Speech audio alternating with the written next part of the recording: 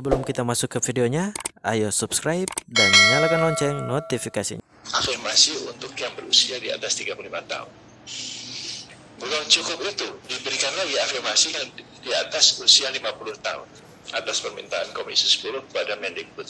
Jadi kami 4 hari ini lembur untuk melakukan simulasi bila mana nanti usia 50 tahun dan yang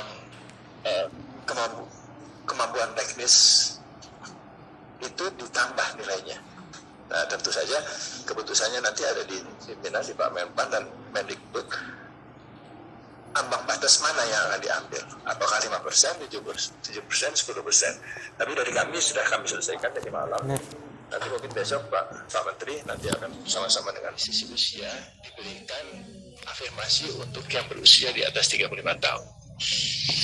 Belum cukup itu, diberikan lagi afirmasi yang di atas usia 50 tahun atas permintaan Komisi 10 kepada Mendikbud. Jadi kami 4 hari ini lembur untuk melakukan simulasi bila mana nanti usia 50 tahun dan yang kemampuan teknis itu ditambah nilainya. Nah, tentu saja keputusannya nanti ada di pimpinan di Pak Menpan dan Mendikbud. Ambang batas mana yang akan diambil? Apakah 5%, 7%, 10%? Tapi dari kami sudah kami selesaikan tadi malam. Nanti mungkin besok Pak Menteri nanti akan bersama-sama dengan Pak Mendikbud untuk menyampaikan itu kepada peserta P3K melalui daring kalau gitu. Besok jam 10. Jadi itu sudah dilakukan. Nah, sebetulnya undang-undang ASN maupun PP-nya berikutnya mungkin hanya 333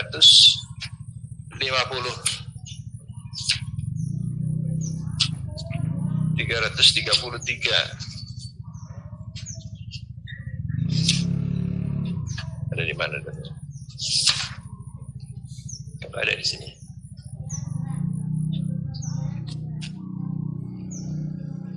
Di halaman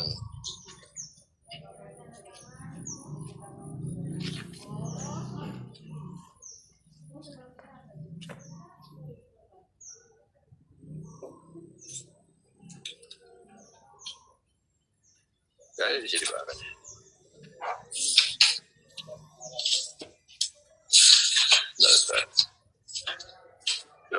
Bukan di sini. Jadi dari 1 juta itu hanya 332.000 formasi yang diusulkan oleh kepala daerah. Yang mendaftar ada sekitar 590. Ada afirmasi untuk maupun SMA. Jadi kami belum melihat atau memiliki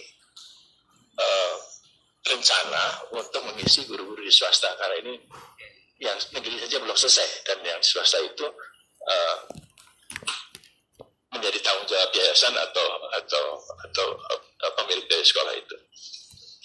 Nah, kemudian yang lain adalah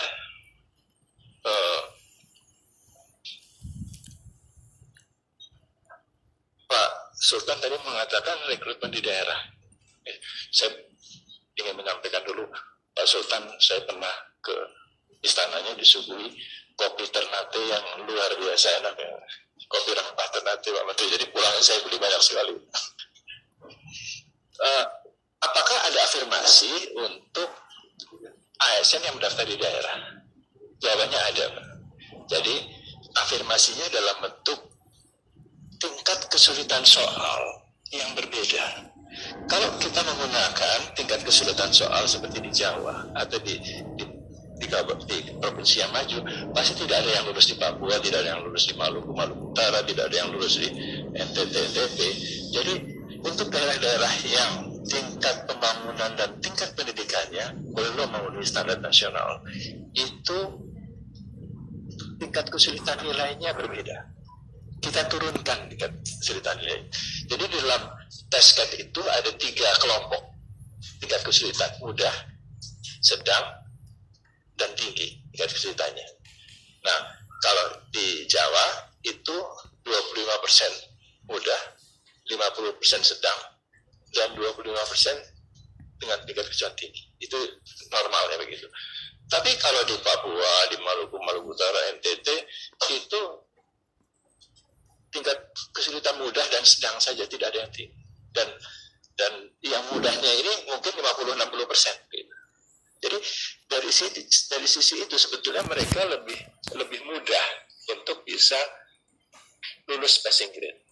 Nah, ini tidak pernah kami sampaikan ke publik karena khawatirnya nanti anak-anak di Jawa ini daftarnya di Papua semua gitu. Nanti malah karena tingkat kemungkinan mereka diterima itu lebih besar di sana. Nah, ini yang dilakukan seperti itu. Itu pun kelulusan di daerah-daerah itu masih rendah. Jadi kami sering berdiskusi, ini sebetulnya salah tesnya atau salah pendidikannya.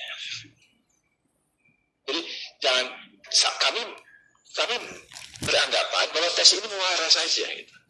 Karena kalau ujungnya tidak dibenahi, tingkat pendidikannya tidak diperbaiki, guru-gurunya tidak dilengkapi, ini tidak akan pernah terpenuhi dari tes itu. Jadi tes ini hanya muara saja untuk menyaring seorang menjadi ASN.